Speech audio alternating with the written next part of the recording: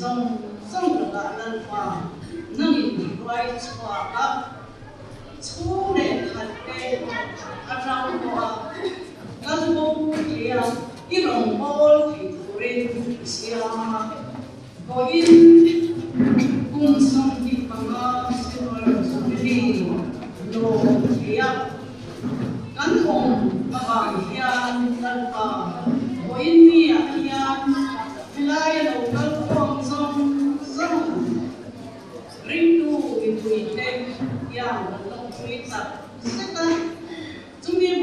ta với đi ở nhà lần lượt lần một mà lồng cái chút lồng bây giờ gặp cái chút là bây giờ chiang in ăn lồng mà lần qua giờ đó tập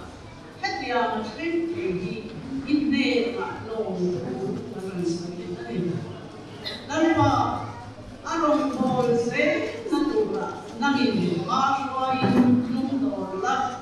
venim na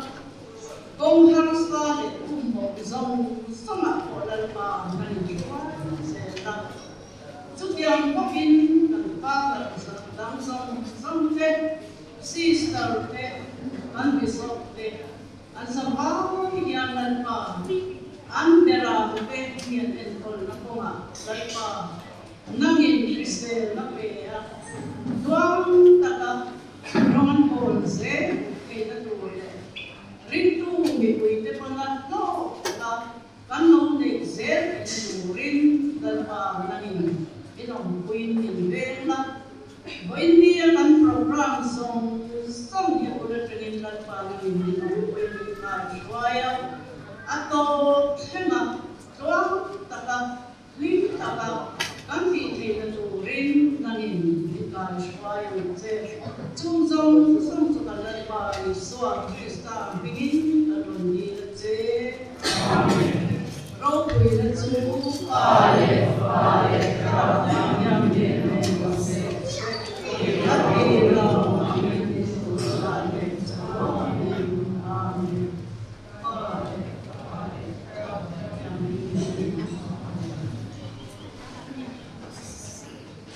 Olepi rubi thachungi kan lome tuna chuanin cake cutting kan nei ngal mai anga abuat sai tu turle a lo boi pui turin Parish Catholic mai chepolte tuna hianin lo chuang ngal mai sela hemi an man zo hianin thalai khanin cake hi kan la sonanga kan zaianga chuanin mi puite hnena kan sem don nia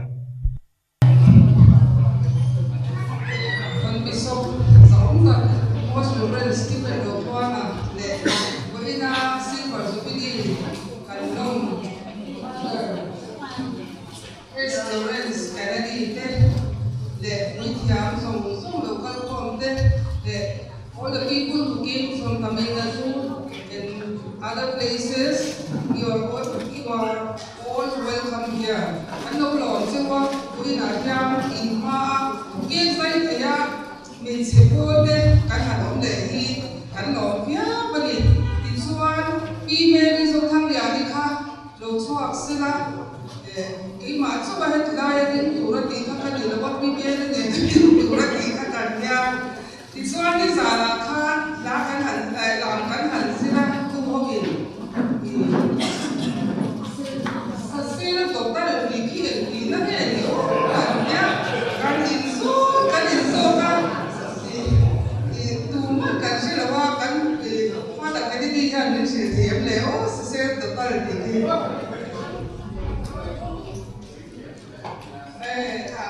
I don't know what the country is so.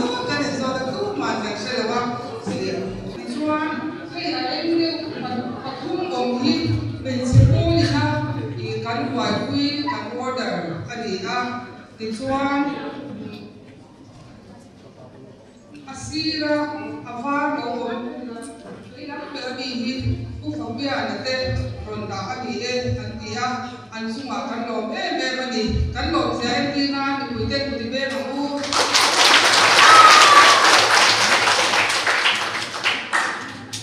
Tuan, nama sedarin kan kete insai saktuin pada Kennedy space ada tu selang. Tuan, kan bisa jauh tak boleh an bagi nanti bakto na bangin ilo sokok selang kan lobe. Kan keki patung nuh ina kan order di ania. Pale khara thiam him ti na chu ani chuang lo ba trinity ani lo me me tuna father candle hi a chen mi kanga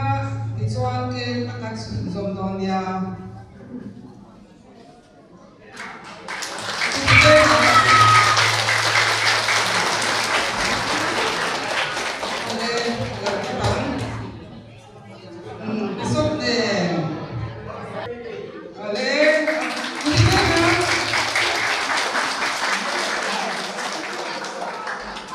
ama sabari Father Kennedy kami samkan han mak sabari betes ya. Okay. Oh, okay.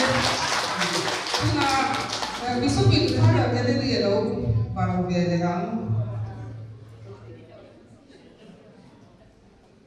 Ano pa halit ba tute? Now I will request all the family members who came from the Tamil Nadu to come to the stage. Yeah, everyone. The cake will be cut.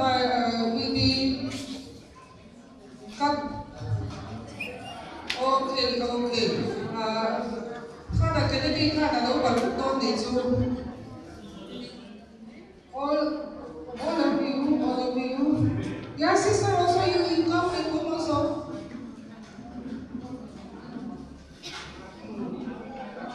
Father in Aparam. Yeah, you too. Yeah, welcome. Okay.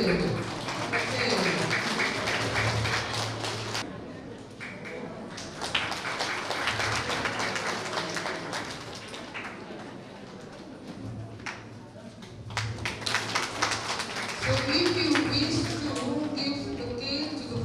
Father Kennedy also, you can do.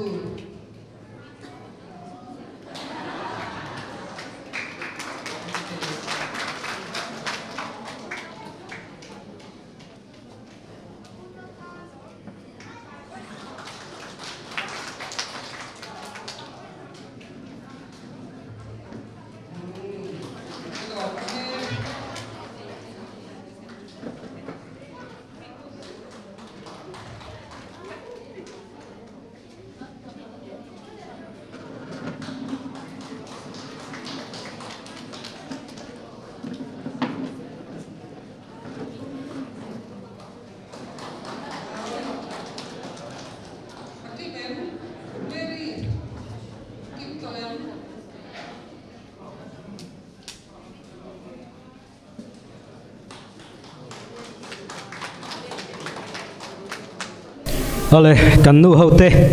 chunga lom thu kan soya kan nu ho trong kam han ho ve ta lokila heting lai father lo zong te silver jubilee lamang phalo te abik takin he sacerdotal silver jubilee hi mangkheng victorin du sakna kan hlang hal cheu ani ole tuna chuanin slide show monom tak kan thlir hawanga ai aboy pui tu turte hi parish catholic thalai pol anni tuna hianin anni hian lo boy puin ma lo langhal mai se thange Kashing diary by Reverend Father S. Lawrence Kennedy kung sanga zapua somrukle pali changa kashing diary kansung din hun kapa pu S.A. Sebastian hi pi sabariaman in fa pathom anneya heminu hian damlo na wangin ban boi thak takin kanuin oral sana kapa hian nupui dang nei le po atum lem lo kunga lai mai afa te atul pui chung hian afa te thazo ka en kol thei rei sein ka chung ten nupui nei le turin an nor fo train chung te lama changa nor na anasat ma wangin kapa chu I Chinese Mary name in Nain fa pariat lai an naya an zinga pakhat chu kei hi kalongita ani main som le parusa ka zapua som pali khan manthikan mai sivagangai district Tamil Nadu kalumpianga kan una upadan in butin kantar langange pakhatna Lily Pushpam le panina Rosalie Pathumna Peter Panir Silvam Le Palina S. Uthariam Pangana S. Kuzan Daisami Le Parugna S. Regina Mary Le Pasarina S. Belavendram Le Pariadna S. Amalraj Le Pakuana K. Somna S. Anthonymal som pakhat na S John Peter chatuan ram min pan sa te min pan san ta te pathian in chatuan chot na pemol ro se pathianal ram tan ke pe na apui thiam na tho ka chak na hi ka chung te abik takin kan ule pa kal tangin ka thinunga nge takin alo om to ani lai tin chung ko tong trai na kan nei piangin ka pain kan chung ko changa pui thiam le sa krong bol tu an lo chuang nge thi nan ursum takin dil thina afa ten na tho mun thiam lim thok tura lalpa ko na andon nge thi nan bang lovin na tong trai thina ni bang lova ka pa tong trai na chu ge ma mangin chan na lo om ta ani kanau pan lai hian mas thiang him nan na altar sarvara te changin thu de ka chiar bok thin ui thiam tran ka chak na chu zoi zoin alo thang lian zela hemi konga hian ui thiam kan chung kwa min non to thin tu te point na satakin min fui bok kom na ka chan da Paul som le pani ka zok nuin ui thiam chang tura seminary zom ka du thu kan bial du ui thiam Reverend Father A San Diego nena ka rilta a vanai thla takin kan bial du ui thiam Reverend Father A San Diego tlo tura ron kal Reverend Father S Michael tuna kan zinga omek nen heti lai kan parish mun susaya perpatinam a kanin mun lau maya silchar daisi zom turin min soma most reverend Bishop Denzil D Souza Bishop of Silchar nena lekha zia nga turin min ron bok Bishop Denzil nena silchar daisi zom kadu thu ziakin ka tirta ani Bishop in kangen na chu long takalo komin unsa ka zakwa somber le panga July tha khan St John Mary Vianney Minor Seminary Kolkata West Bengal min thon tangal ani khazin kon ka zo channi khan rin na kan pa Abraham nungzuin hriat ngai lo ram mel hriat le chong ko hriat thiam hok lo na mun pan turin pur takin ka kal chuak ta ani Minor Seminary Barasat Kolkata marlam kilometer somni le palize tatla ka thlen theinan ka hriat ngai hok lo mitam takin min chan pui bok emini hian avoi khatna tan lalpa kuchak takin shruaya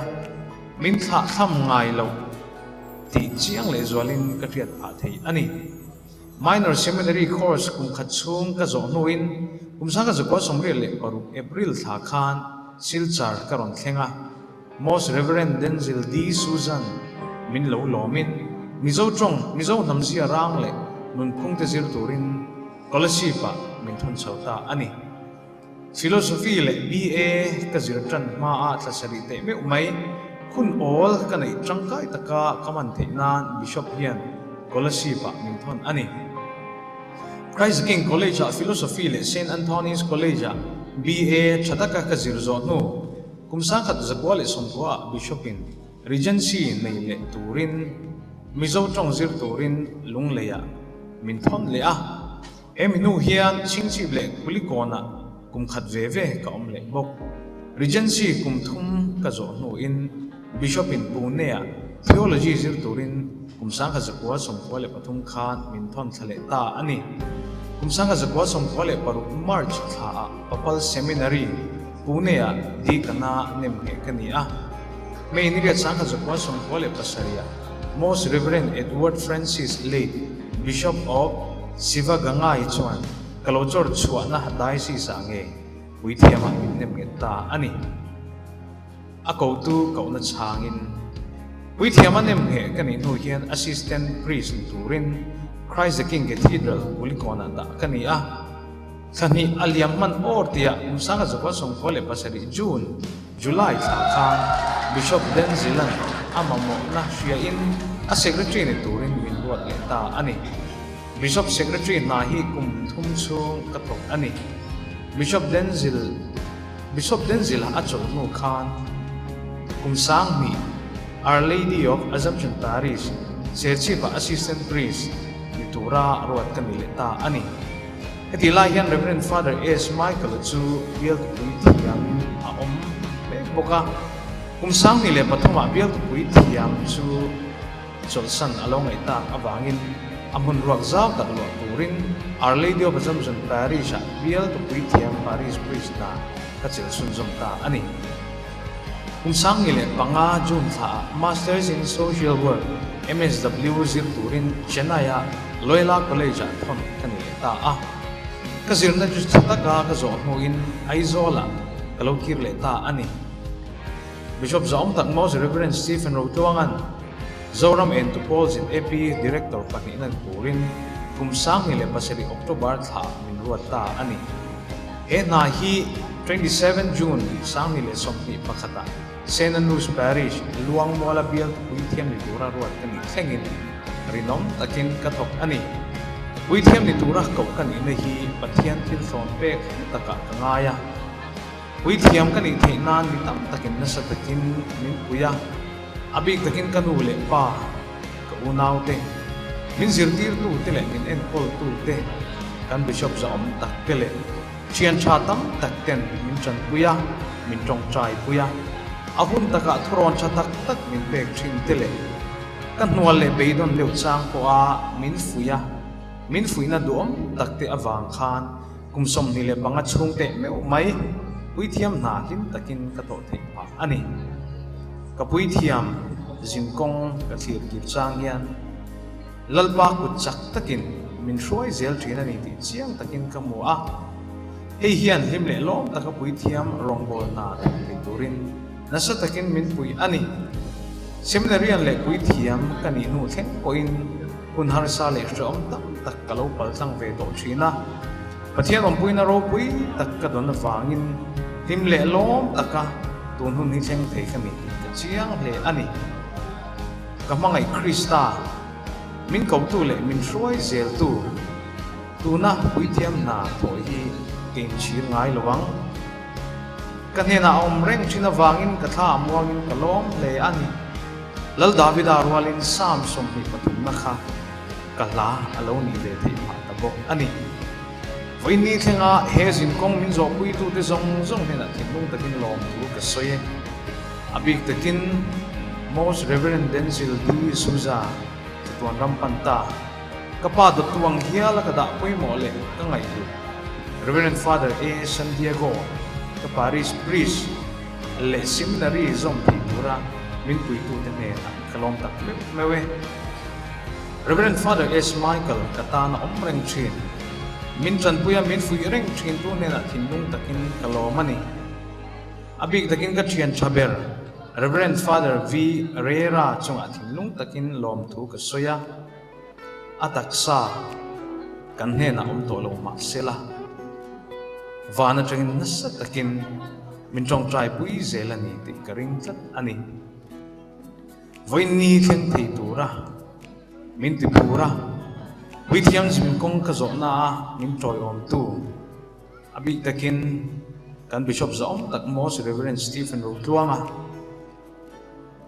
kan Puitiam zong te brother te le sister te ketakis le ring tu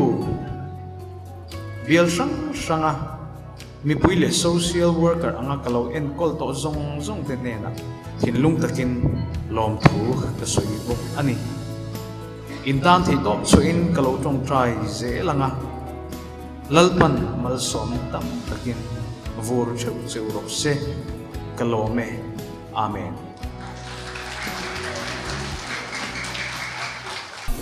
Ole Catholic thalai polte slideshow munom tak miron chop su sak awangin in hena lom thu kan soye ole tuna chong kan program ang hian kan kal chun zom leanga kan beram pu zom tak Most Reverend Stephen Rotluanga CSC DD Bishop of Faisal thu soi turin tuna ilo somang Jubilee Parish Priest Reverend Kennedy, the assistant priest of the Gabriel. We are all honored guests together today on this very special day.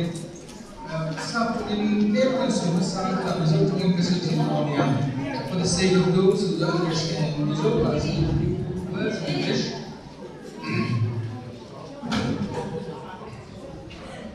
what a privilege and a joy opportunity to be able to celebrate the Silver Jubilee of Father Lawrence Kennedy, dear beloved priest of the diocese, and maybe the first Silver Jubilee to celebrate after this post-COVID. And to add our joy, I'd like to welcome and thank all those who, starting with, come from outside of our diocese, very dear brothers and sisters and nieces and nephews, and also priest friends, close priest friends. Father Lawrence himself, another Elizabeth, Father Joseph, the nephew of Father Lawrence Kennedy himself, Father John Brito, kind of uncorrelated, and then Father Panir Silvam, who has come here 2 times. And very, very special welcome. Along with them, I'd like to welcome, on behalf of all of us, and on my own behalf, his very dear sister, Anthony, Amal, and husband, Abulraf. Can you please stand, Anthony? And yes, let us give them a hand. Thank you. Next one, and also younger brother, Peter, already. Yeah, please. Thank you, welcome. And the niece, Sahayam, yes, please. Thank you. And the 2 daughters, Jennifer and Jane, Jennifer and Jane, you want to see also? Yes, welcome. Okay. And nephew, Edwin and wife, Rita, and 2 children. All of you, your family, please stand. Thank you. Welcome. God bless you. You really have a joy. Dear fathers, I don't make you stand at the same time. The relatives and dear ones are so precious to us. I'd like to say that today, in a very, very special way, during the Mass, also I was remembering praying for the dear parents of Father Lawrence, who would have been so nice to have them, but they are good gone. So we thank, on behalf of all of us, authorities, religious, and my own behalf, thank the dear parents who have offered and given their very dear beloved son for our Diocese of Aizawl, especially in the Mizoram region. And in Tamil, I can express like our MC, no? But the Lord say, Tam datu kaharombo nanri. Thank you for giving your son, the dear parents of Father Lawrence, and all of you who represent your parents or your grandparents here in the midst. Few words almost ending in English, after that I'll continuing. On this occasion, Father Lawrence in these 25 years, or even more, because I didn't know his earlier years, only after I come to the diocese, I come to know more about him. He is a man of exceptional and exemplary commitment, who fulfills his given responsibility, whatever that may be entrusted to him. Be it a pastoral, be it youth director as youth director for 2 or 3 years, then mostly, most remarkably, as director of our social service, which is one of the most important commissions of our diocese, of the 12 dioceses, who gave visibility to our social work during his 14 years and bring a lot of trust and confidence even to the state government and outside with many NGOs, and who during these long committed years has brought our social service to a great height and providing us with one of the most gracious and viable office space. Maybe among the NGOs, I will maybe the diocese that have the best office, social service offices in the Northeast. I don't know what others have, but definitely ours is one of the best, surely. And this is a lasting monument that Father, apart from other things, has bequeathed us, given us, and that is to show the face of the compassionate face of the Lord through this social work. We have reached out to so many people, sections of people, Zoram and outside, and through these our diocese also is made known, great visibility has been achieved through his hard work during these days. I can go on. Father is a man of great dependability and reliability, a quality which is rare in our days of temporary and very hurried world. We look for this reliability and trustworthiness which Father Lawrence has embodied in great measure. And I can go on. So we are really proud and really privileged to have Father Lawrence through his great quality and self-gift without holding back anything. Actually, there was a time when we were very worried because during his long years in the FB social service, his health was gone to almost nil. And we were very worried that his health would be, ruined. But thank God, God raised him up, now back to health again. Thank God and thank Father Lawrence for all this contribution that has enriched the diocese, and also leave something for the younger priests and the younger generation for the diocese. Even years after we were gone, there is something permanent, lasting that Father, along with others, of course, has led something great for our diocese. So thank you, Father. God bless you with good health and many long years of fruitful ministry in our diocese, where you have spent 25 years or more, and I invoke God's choice blessing, and that the rest of the years will turn into gold and becoming ever more fruitful for the enrichment and benefit of our people out of your love and commitment for all these years. Isu sabung kasoi tito ni sila ke kata tangkai kan shifting kan ringatin kema a background he father they big na ke tu jo na poi mo father they ka kan ke poi mo de em mai ron soi lang dem ke poi ni sia he kan ai zo dai se silver jubilee lom na ni kum khat ko ki mo ya kan ni to kan sia din malam te mabang tila ko lema sila lalpamal somna na lalpamal somna na kan lalpamal somna na minhu na hi aro itak ema suan silver six diocese anga bulkan tan male andu ate ko he kan share the point ni te silver jubilee the point mo ene manju to feel real rather than kan mingo pioneer missionary te masatin mo million sana yang chuanin kan bi kan diocese pa le kan dara ko masazo dia king lu ta kin kan zui hi kami ina intershule noya kan Indian missionary te mingo te pioneer te om to silo chuanin kham te kha milong ai to saka anni tuna kan missionary kan Indian missionary nge maite elai zo ram le brakwa le ka thok tu hi local chuak lo om tamu se chuan mani thla hian pasrain kan lo om lo hi sai te ko na te nge ni khat si kham lai kha ni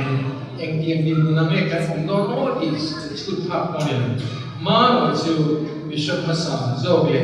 he kan Indian missionary South India lo tang te construction tang lo te in Bengle an he marcha mi puite mi ha mai la kan lo ke lo father ke par sa ya ha ne mi Bengle he mi bang hian to na hianin ma kan so local vocation ko kan nei so ke to chuanin kan India mi puite lo chuo ve in na se zin ma kan so na ona na ma le construction ma kan chanlen theinan har san na tak soi sem local client tuna hian tuna an bang wai bun zong te lo pia kum som na chuang lai mai te po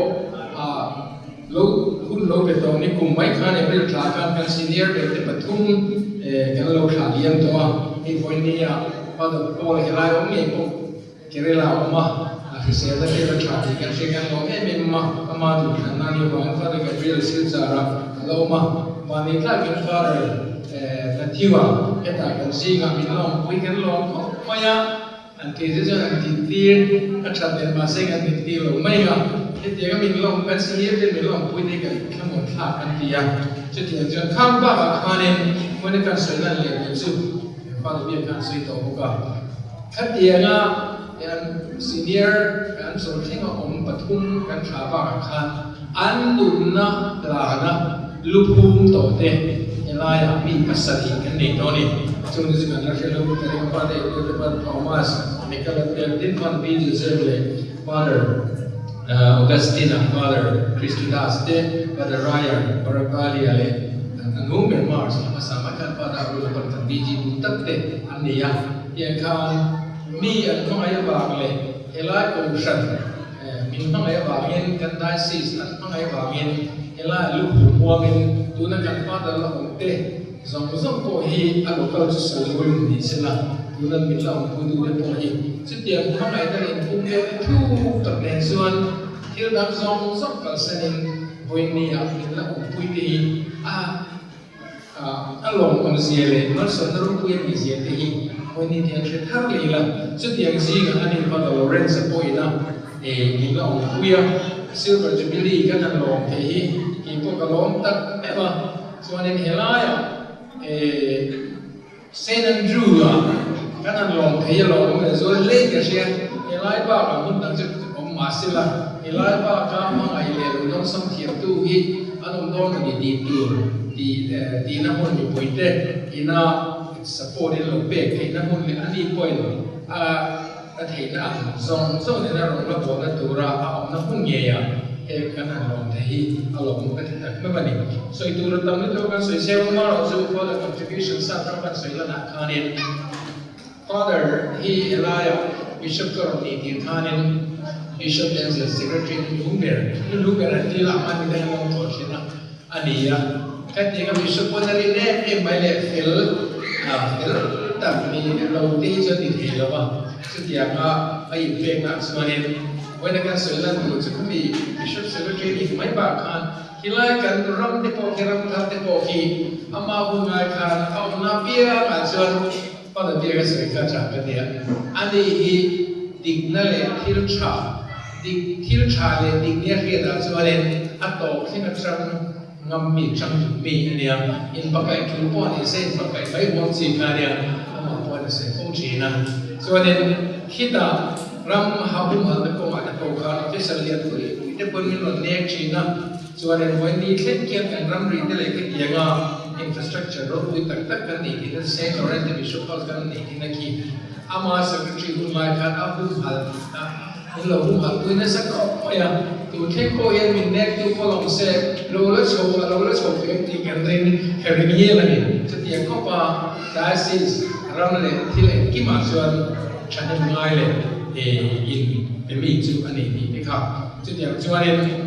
in peng na ro ko na ko Bishop Secretary take ilai untua kan Youth Commission ha kan commission so kan zinga tu na aktif kan zinga mehi ani ka foi tu masa ber commission kan director do ani ya 2003 le for le five ten kami joya pada pada so so statutes take kan buang jana so ni le buat suan kalai de ta ma buat dia tu ma yang kengai tu cumi pun lai cuan cumi dua jam jadi cuan atina piang kan dari lu sosok lo pergi dia yang jadi ma di half hearted ati ya ai lo ba tin tu ba te poi khala te ani yang cuan lo tin discipline dia ni lo Cina tin lo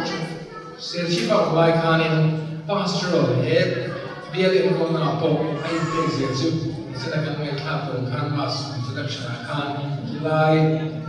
tinggal po besok bali yang sama setiap ada yang record break ada yang closing kan dia thọ tay mà khan hoặc thì lại thọ thủ là tâm một cô đi là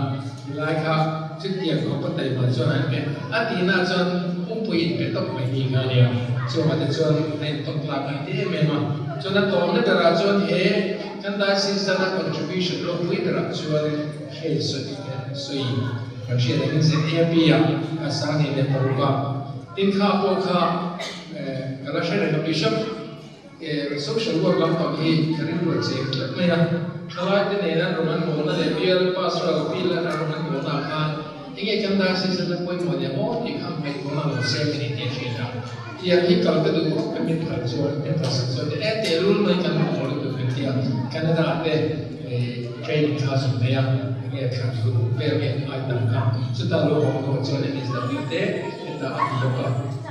so mi ho so ne eta you have not voted you did not you have gone so am khatyanga buljan khani foundation chatak ne tu na zte pi ye ekana nita dekhi aro koi ko maya ka kai ko sia lo mai tia amai ni tekano lo ko china jang mari lo mate so da khatla ne adin karo te ka pro so ne ke mani kan din tu ni ti ka sum ti ang se ke lo kumin tu na chongli hi an sak be ya tu na chon office cái social work là mình nature cái gì cũng nhớ về cái điều con cái này yang cho nên rồi khi mình bị xia chắc không mà tin là mình con là gì sẽ là project some success on it all along farming the tagging the vocational the in hay in sắc more at the zong zong su giờ đây bị kia đi na thì mong su le thì đuổi đi về à soวันแห่งนี้ทำตามเราเป็นมาสอนเราcái này soวันจะแห่งนี้เรามาอินเปกเลยทั้งไอ้ตัวนั้นซงอาจจะเราพอใจเจ้าเขาเป็นที่ว่าอันนี้เป็นซากันไอ้ตัวเบี้ยวมาไอ้โอ้เดี๋ยวเจ้าเนี่ยกูโจเล่นกันเดี๋ยวมาเสียเสียแต่เราตอนนั้นถูกเลยกันลงผมมาซูซงซูกันสวยเสียแล้วก็กันมาสิสตาร์โรมินรูเซียกินเสร็จแล้ววิธีกันอีกในเบียร์อันนี้อ่ะมาอันนี้จะนำมาดูแลในช่วงสงครามเนี่ยอีเรื่องเรื่องเสียgiao lưu là thì cái việc thắt cái bóng là cũng chủ dễ đó là ha khát những cái mà làm là cái ha nó sẽ cho cái powerful dễ tổ ra phần thì nó đủ hin ăn mà đi ăn big cái phần là Lawrence thì mình bị làm để lo in để cái ha thì cũng dễ đủ hin thì tốt cần sự cái phần anh này nó là phần mai cái là để gặp sự mà sẽ đi bộ cái này rây tổ lắm và làm để đi vào hết cần sự đủ hin thì cái ta sẽ mang lại vài cái niềm vui tết ngân ba mang lại là tiền là phụ sửa là với một bếp cái gì mình cũng đi về và mình hẹn cái mùa xuân chúng tôi này từ mà dân hẹn giống giống hiện mà sống na cái đông là sao cho lòng chuyên và đặc biệt là lòng thú cái giờ vay mình in là quý hiếm religious này thì mà những cái thì lúc tự nhiên lòng thú là tu sẵn na thì sẽ rất chẳng hiện nay là nó có nào có chút experience na anh ấy đi tiếp chia tại là cái ma son là anh mua qua ba em ba cái substation để phục vụ tại là ngay nhé mà ama là dia nên he thì chẳng vui ngay rồi thế tôi chẳng vui à em ba bia mấy ba cả cái tiền đồ cả ngay để phục vụ in đồ cả rất là đủ riêng ama là dia mà sống về sống sống nên là những là nên là cần trục ra nhé kan bishop zom tak most reverend Stephen Rotwanga kan lo me le tuna chuanin lam moi tak entir turin parish catholic mei chepol St Andrews parish kan so manga hemizoa hian thu choi turin Father Kennedy kan so manga Father Kennedy thu choi zoa zai Christina lel choi moi kha khongai takin lo in ring se ole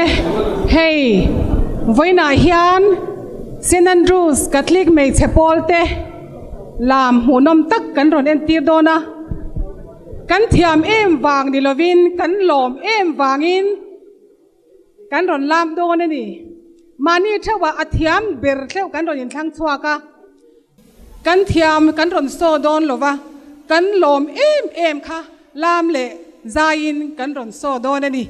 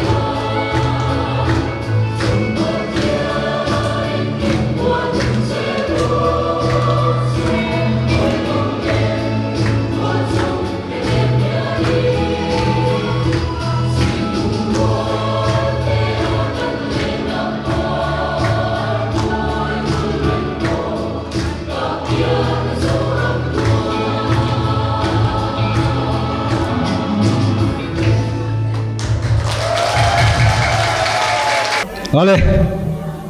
kan nu haute han thiam khop mai han thiam fal de ubik le en bi kha chu kan na ya tunge ani po kan thria mai ra kan soi lang kher lawanga kan nu haute an sei riau mai hei thalak pui tur te an thria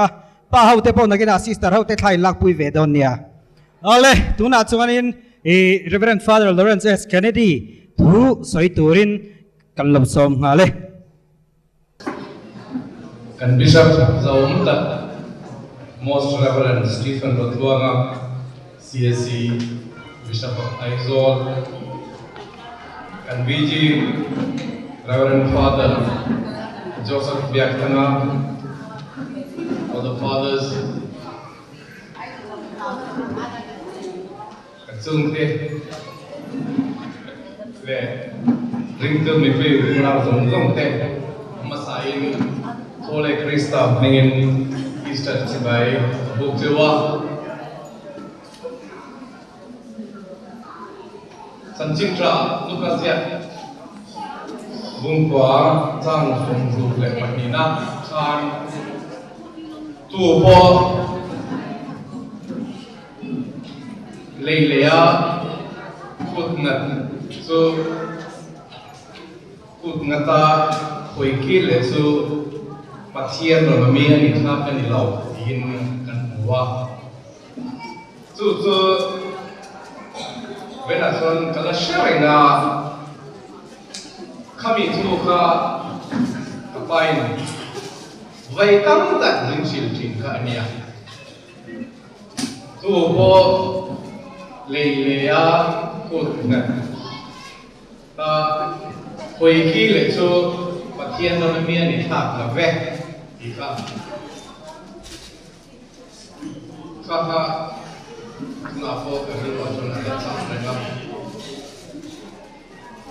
kelai na yang ma ni mai sana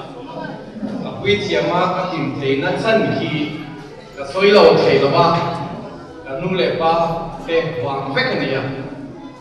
ani ka ka chuan ka nu le pa ke chuan zan te kan chung ka chung kai khan pathian ko na chan purin an rong thai ve china kei mani una te tan chat lovin ko vela kan pathian rong gol to ka atam tiang verin chuak pe ro se ika adil ro om ren china chumia chuan zan tenin family chung trai na kan ne piang atung trai na kan atel ve chin chu pathian rong gol to na chan ko te ni ve ro se location ta chuan atung trai zer chin kan nia kami sama chuan atuma soi chin chu ka fa ka jinga he chuan enge somlai pathian mo somna zara ka nei to wa pagatal chu pathian rung bo to tan be ro se ti na tung trai be chin kan dia chu chi enge ka la lo to ko mo le ka di chi ke ma pe ra kan pu ti ma ran to la ka pai in do re china a shel be china a chen chu kan chung ka ma chuan enge pui thiam ke mani kwa Parish mun pia kan om lawa Parish mun pia tagin ke kwa borbel chania tikan pui thiam den kan kwa chuan ma soi thorong kalapiang altar sakrate tan goren min tichina pathian tu chia trote green chia tu de min tichina tian zo zoin kha pui thiam ni na sa na nei turin kal kwa chuan ka til ruwa le ka thin ma chuan atum ma sa zo kan chuang chon vai na khan nang ma ni ma ri thia ma ka ting te ta ni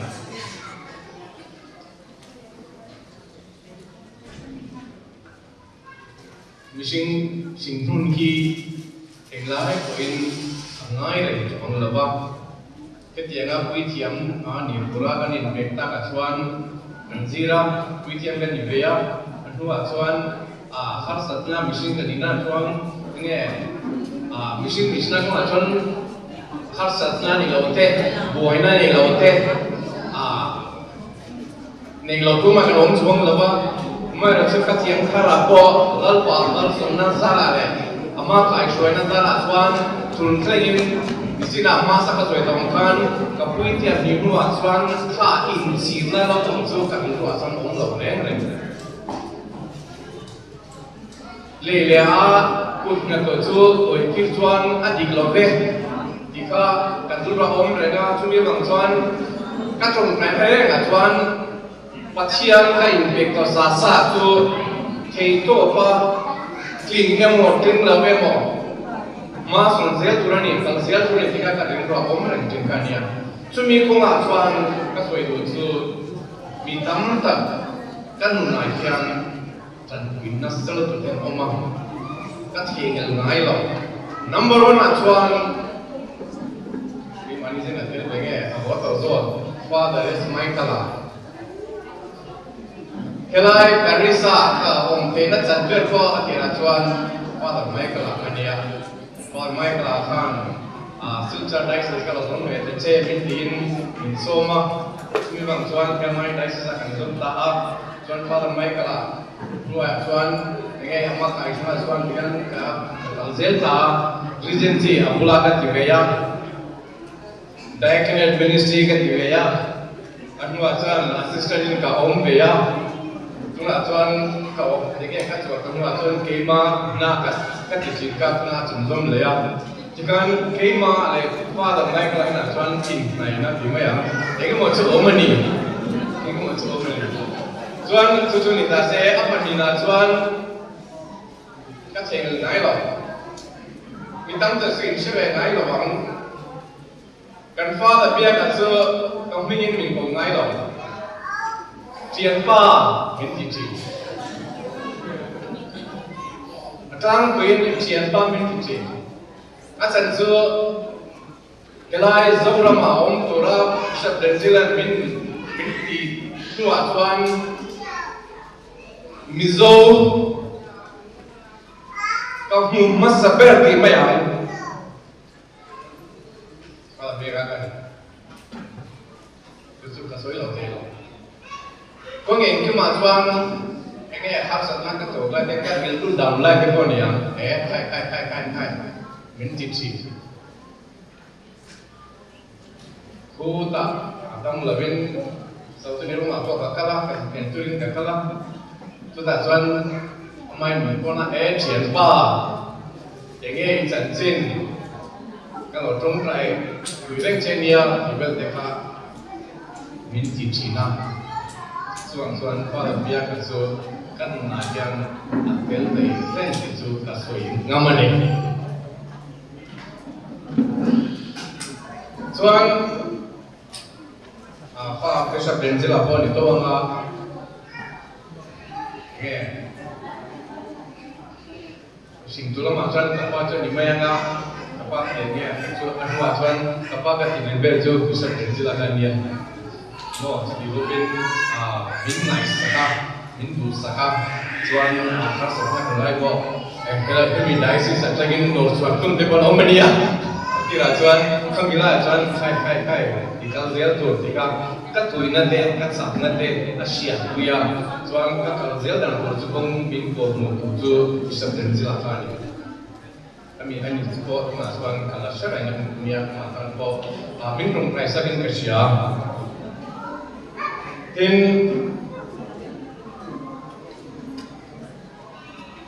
kelai muna bisa pin ni nak soi to kan le father bia kan soi to kan tisu enge sa friends so idan taila the perfectionist di mayam kha ka ri tan om reng chin kan dia thileng po ka ti don chuan ka ti te yang em ka ti te lo ne ka ngai to ma sa zo china ka ti te ani tin ka ring ani chuan nghe rồi các chị phải ăn thì phải đi các chị thấy lâu dia các chị ở đây đi xuân thì su các bột kia các bạn này rồi mà các nghe các chị xin đàn khăn đi những con đi xem thì sẽ đi ăn phần xuống là ba anh lái của anh nghe ăn chặt phần xuống là ba mai rồi su muốn sang là cái ông tao Sasti biar asuhan assistant company sum toma anu asuhan biar tu kuit ya min kum tum lai koma atira chuan bishop in Parish business tori min ruat kan ka bei inge ka bei cha don deva bishop la kan tiang ka tia bishop atei ini chuan lo eta dai min som zo pe imi Parish chan biar de pui tia min ka om tu lo amang chu assistant kan ilaya thil ka pu dan ka bai biar de pui tiam ni lu a chuan eng tinge min inge min tiam ti ka hau zo ka chumi bang chuan biar sang dia chuan Parish business min dala pui mial ka tia bishop chuan iti tiang chu tin min tia chuan Parish biar de pui tiam min kita chuan khalai chu ni chana ka sai dong kan iti tiang dia bishop in tingan min ti ta ka chuan ati te ani dia ka ra om ta nga la chuan mi pui te po nge min to ko na sa chuan bia la po kan phong na sa kan ti china nge kan ti no na ga ti kan ti mai ang thei tho kan ti so chumi bang chuan nge kan pastoral activities ya chuan ti ba ta thalai tlama po thalai an tui zong te an thiam zong te khirin kan ma la dang chu kan ngai twa kan zel ta ni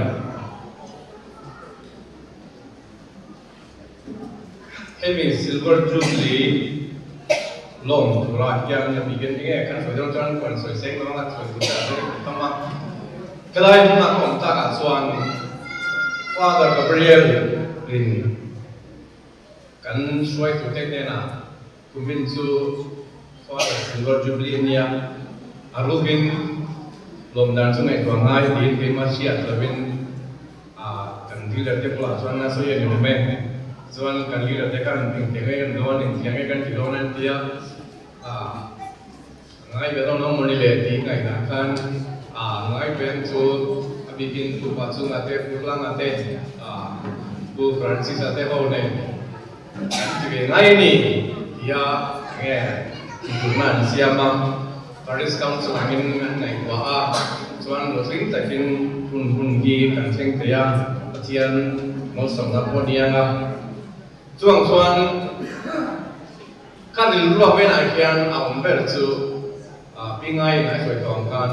cắt thiam vang lên cắt sẵn vang này là bên cắt lồng vang để nghe bác sĩ ta nói phải việc tùng vang này đi cái gì các vị tôi cho lồng này nó khác nó sao chuan lồng tôi rồi cho các bạn một thầy lâu mấy à rồi đó rồi rồi đó na chuan amma sapera chuan kan bishop zawang ta bishop Stephen na chuan lồng tu ka soi dua ka ting tak zatin tin nuwa chuan kan father pia ka te kan father kan te ko ni ka nga chuan ring ti bi pui zong te le ka onau te kan niece te kan nephews te kemi program kan tel turin ka nge Parish an zong in lom kan tum pe ya in local te do ne ti kan phur ta ben kan kal lo chuan kim na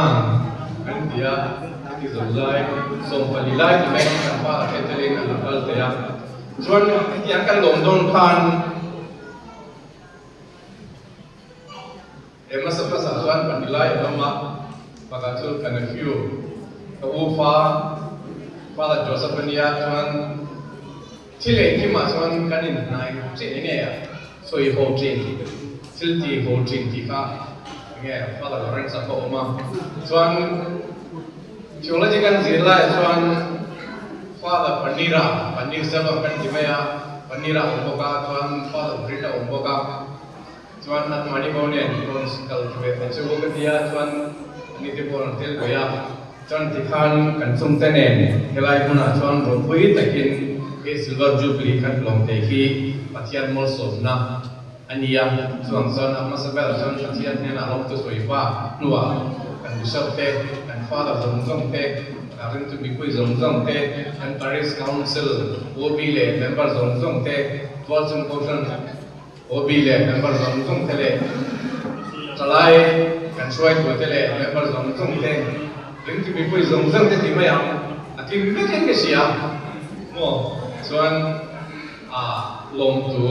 ring lu tak zat le ka ti lom tak zat in ka soi do ni chu chu tle mi kan da so da bas de wa ke ka soi don chuan trong kom po ai lo de ti na chuan chuan mi sa ti amula chuan ka soi do chu a horop lian atum mo ka lom lut tuk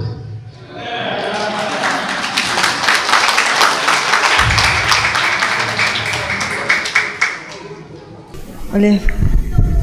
Father S. Lawrence Kennedy kan lo me le tuna chuanin solo turin nula Christina lalchoi moi kan so manga hemi a solo zo hian special item nei turin YCS YSM Luangmual tikha lo in ring box sela acha ange le hemi kan program zo a hianin I kan zawain I roi che tur ani a tuma in hosan lo turin kan in nge na ni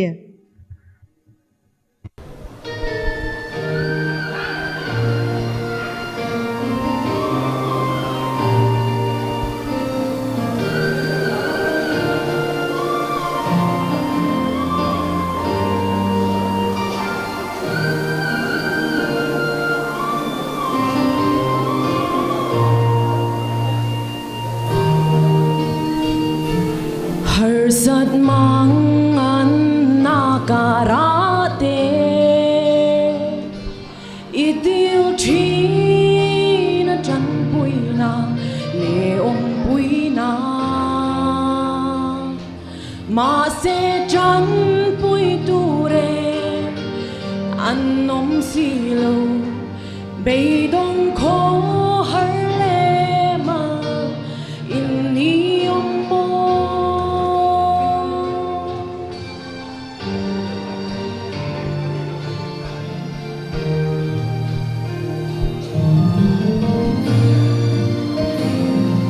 sat mang an nakarate itil china chan puina leong puina ma se chan pui ture annom silo beidong ko har lema inni mo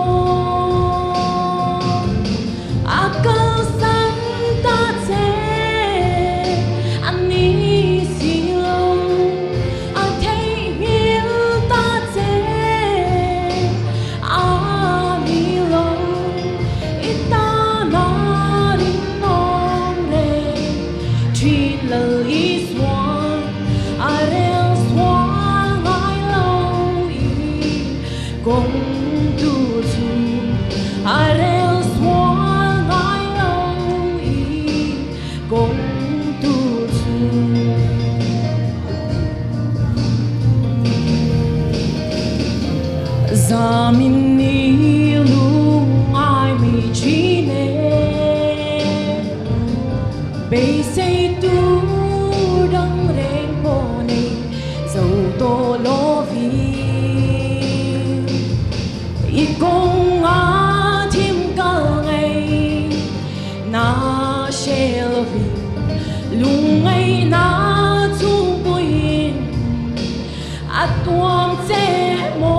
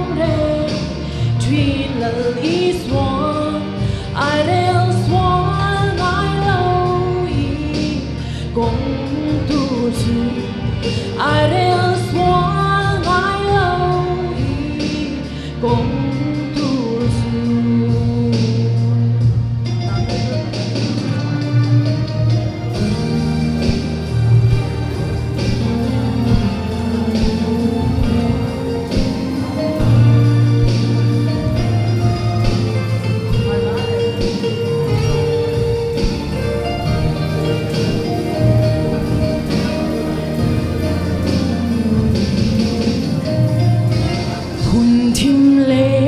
har sat na kara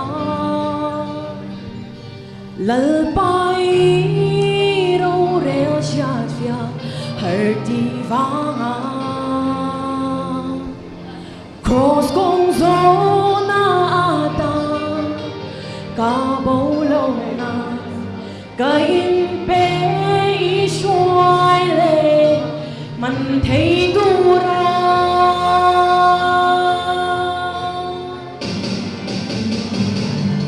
linh lai lệ phèo na rèn nay lấy i rong bồ tu ra câu hi mặc kia na rong bùi mình mong ai này cất hàng bên gieo phong thế và cùng xoay tu ra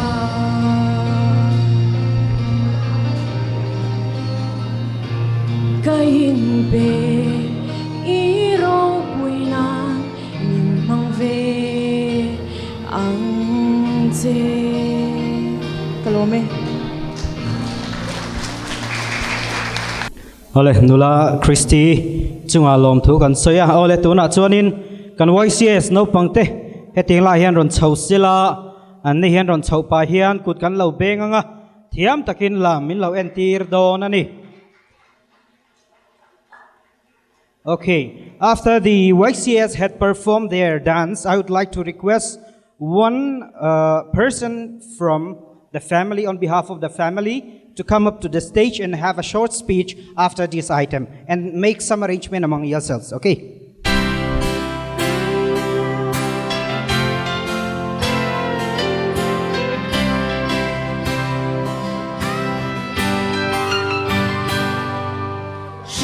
Swala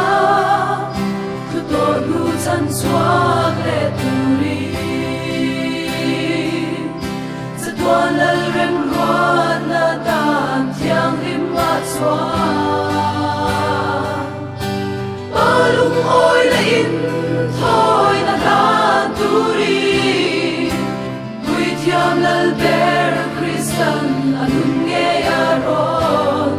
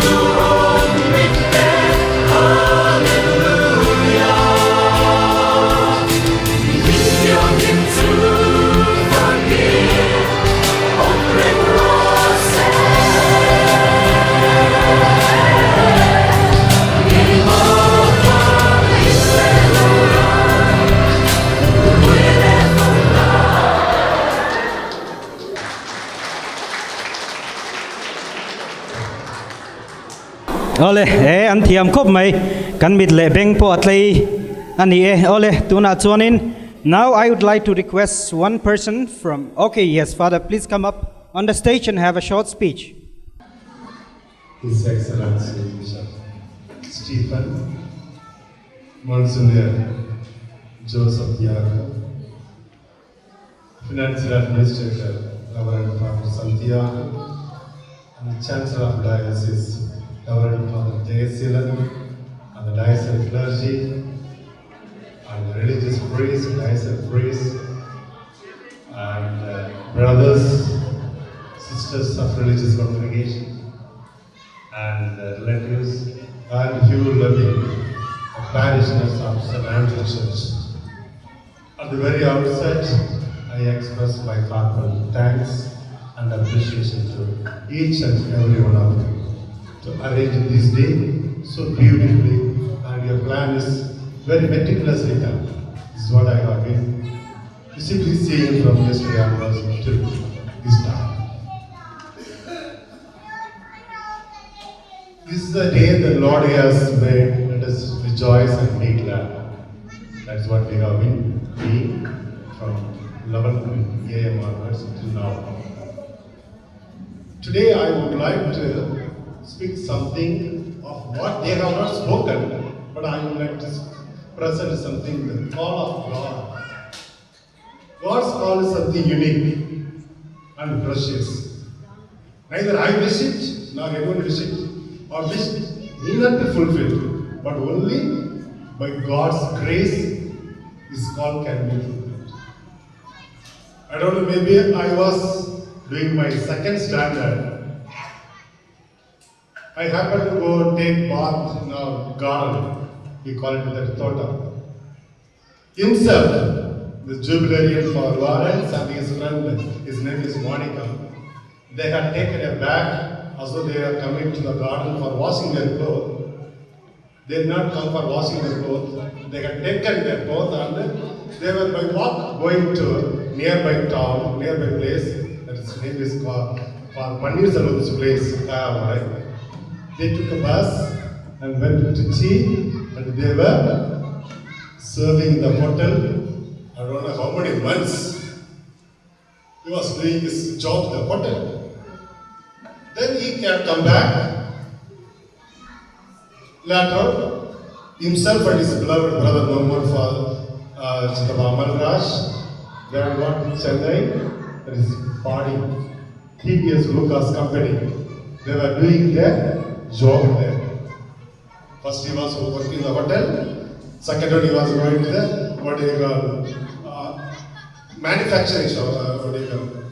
company. He was doing their job. Then he had come home. The slideshow we have seen one priest. His name was Father Santiago, who had given the contact number to join the diocese of Sircha. That is how he came to this island. Now almost, I don't know exact years, around 38 years, maybe not 40 years, he has been resides serving the people.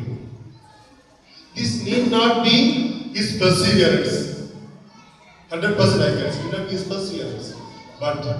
it was his father, his mother, my grandfather, my grandmother, their unending, unfailing prayers. It's because of their prayerful life that he had that perseverance to listen to the God's call. But during his journey of priesthood, maybe in the formation life or priest life, lot of difficulties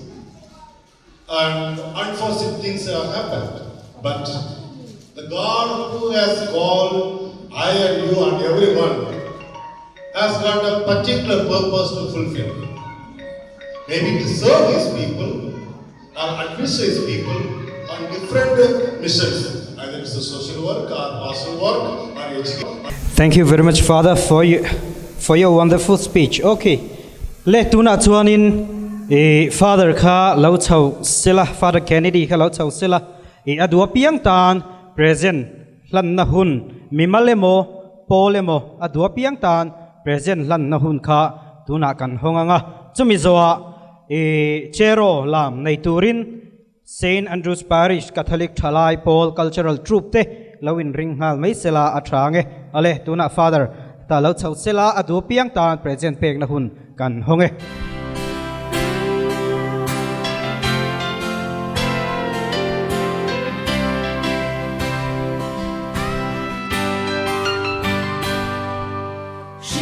Swala kuto lutan swag le turi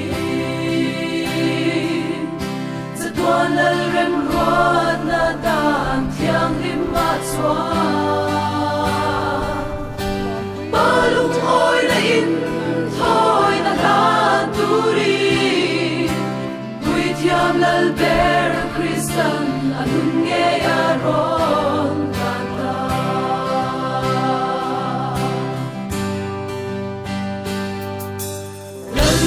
quy chia gió lệ thu lệ na tê tin đi để thấy lệ thu ôi thiang mình na nung tu đi xiang thiang him ma thi thiang đi đi e Krista in thôi na nung suy tin đi thar lệ tu đi cây ma vang in lệ lâu ra nu bụi lệ phần nào tê lệ ngày sông sông cơn sân tu chua nâng chút tha ma chui mà sông đã tê lệ rồi ngồi là sông sông chẳng đi chợt tuôn nâng nâng nè và bèn lan pan na ti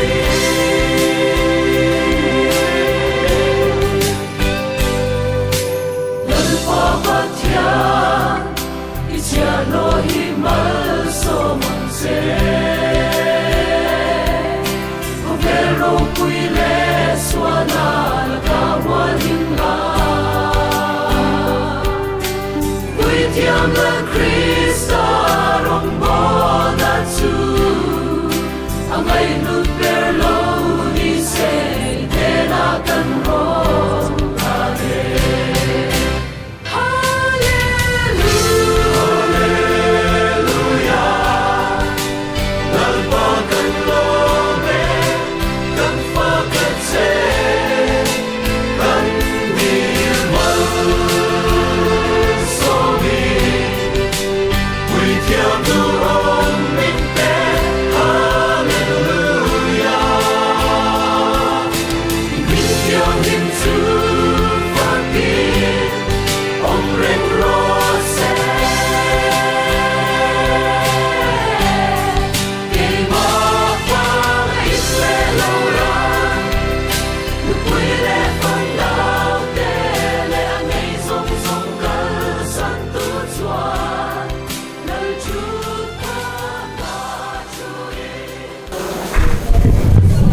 các phụ lâu nó sai in cái gì à? Những con này sẽ cái lốm luôn tụi cái.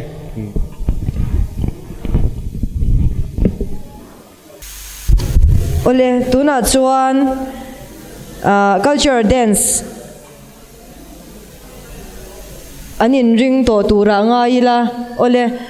kong ain hita hian stage a hian lo chuak ula St. Andrews culture chup te kan some shevelo te na kan shiat le zwal zo na tle ma zong kan chiar luk ange Zero is a very old traditional dance of the Mizos. It is believed that the dance had already existed way back in the 1st century AD, while the Mizos were still somewhere in the Yunnan province of China before their migrations into the Chin Hills in the 13th century AD, and eventually to the present Mizoram. Some of the tribes living in Southeast Asia also have similar dances in one form or the other with different names. Chero is usually performed on the occasion of Buza'ai. It is not a community dance, but it is dance performed by few selected girls with exceptional skills. And it is performed in marriage ceremonies and other merry-makings to celebrate success. On such occasions, huge crowds gather to watch the proud performance of a Chero dance by the few skillful dancers, and it is also performed on moonlight night.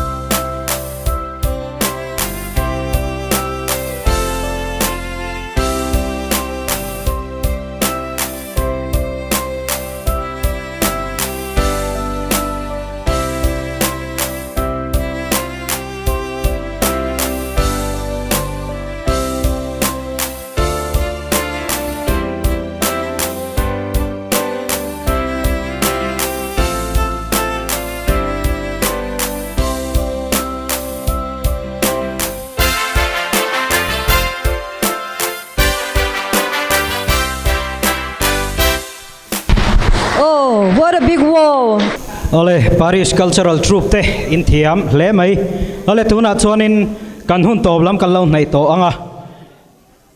Parish Pastoral Council lamatanga thu soina hun min nei sakturin anayo in mi pahad lo khachuak se atha ange tuna Pastoral Council lamatanga thu soi ilonga I thang chuan sub committee rang te siamin ma kan hanla tin sub committee rang te namo purna te nei takin an divek ni in kasia chu bai foi ni he an tak se din kasia ahol siam kan soi mai do voinia hian a to bera kan soi du chu hilai local khom zong zong te ati lo ting tu in nia wangin in chunga hen kan lom tak meu me vani ti kha kan soi thei ni ek lo me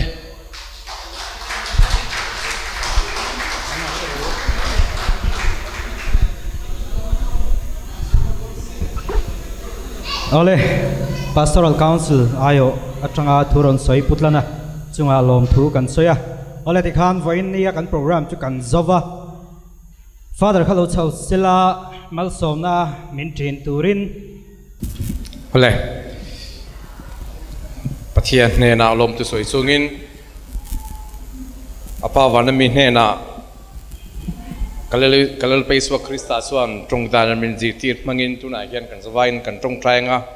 lumari chu kan tan dil pui tu le tong trai saktura min pek nen chibai mari kan tong trai bokanga chumi nuwa chuan choi don tong trai na nen kan ti chin don nia kan pa wanami ming zainom ro se yiram lo thleng ro se ido zong wana antiangin leamin ti ro se voinatan kanei tur min peang che kan chunga poi khoi tu te kan ngai da mangin kan poi ko ite ngai da mang che swal tura thlem na lama min swai laula thil thalaula ka chuan min hum him zakang che amen chibai mari khungai na khatlalpa chune na ichha zonga malso mini a Rilara iswa chu malso mani mari thiang lim pathian nu keinim swal te min tung thai sakang che tuna le kanti hundar apo amen lalpa chune nomro se pathian thileng kim ti thei pa le fa pa le tharau thiang lim swan malsom cheu ro se olalpa I hausakna ta eng tilpe kan don tora hian malmin somang che Krista kanalpa zara amen ro pui na chu pale fa pale tharau thiang lim hne na omro se atira omangin tuna le chatuanin amen pale fa pale tharau thiang lim mingin amen choi tu ule